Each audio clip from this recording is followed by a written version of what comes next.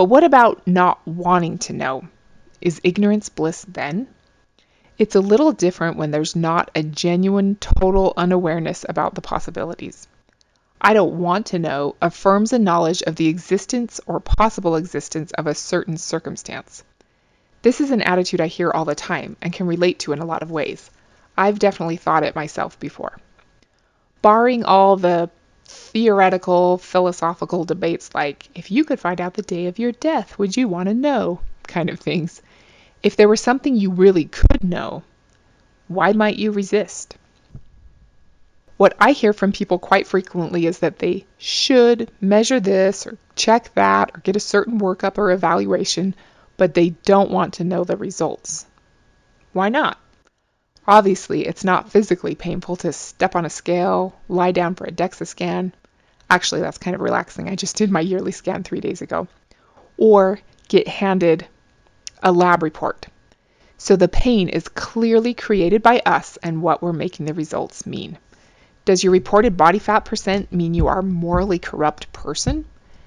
Does knowing the number of calories or grams of carbs you eat in a day versus what would be optimal for your body mean you'll never be able to eat anything delicious again?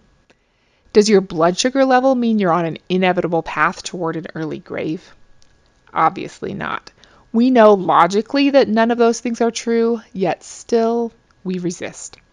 I think there's an underlying fear of not being good or good enough, and more so a fear that either things are going to change or that we're going to need to change, and maybe we're not up to the challenge.